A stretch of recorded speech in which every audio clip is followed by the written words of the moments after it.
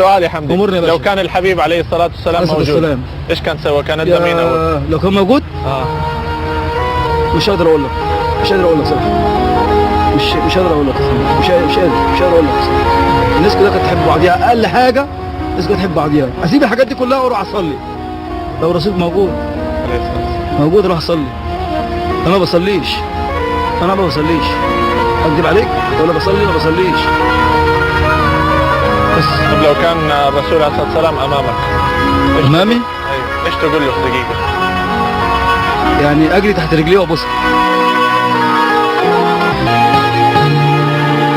عبقرية ايش تتوقع تقولي له لو قدر لك انه تجلس معاه لمدة دقيقة لوحدكم؟ أوف، سؤال صعب. لو أتمنى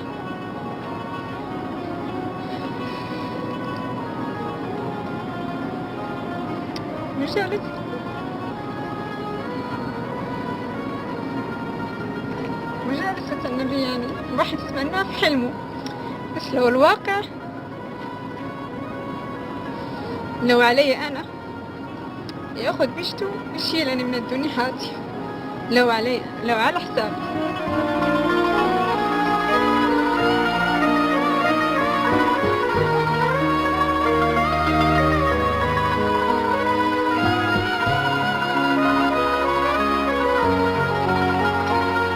الله يبعث الرحمة في قلوب الناس. امين. ابوس رجله وابوس ايديه واقول له يا راجل عليه الصلاه والسلام، اقول له يا حبيبي يا رسول الله يا محمد عليه الصلاه والسلام. الله يفتح.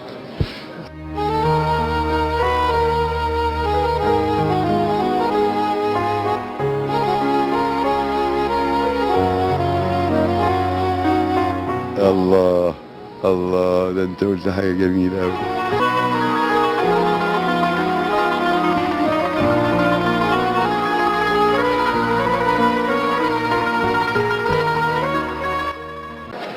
اصلا انا مشتاق اشوفه. صحيح انا خجول منه ومقصر واشعر بالذنب واشعر اني ما استحق اكون في حضرته، بس انا احبه ومشتاق اشوفه، يعني مش ههرب. اول شيء هعمله اني سانزل واقبل قدميه صلى الله عليه وسلم. طيب السؤال الاخير استاذ محمد، لو كان الحبيب عليه الصلاة والسلام امامك ايش تقول له في دقيقة؟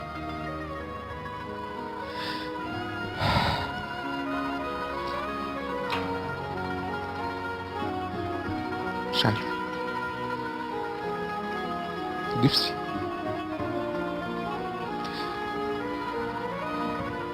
يعني، لا صورة صعبة، انت حطيت موقف صعب. عليه الصلاة والسلام مش عارف اتكلم، بتهيألي عليه الصلاة والسلام. لا صدقني يعني مهما حاولت ادور على الالفاظ، مهما حاولت ادور على كلمات،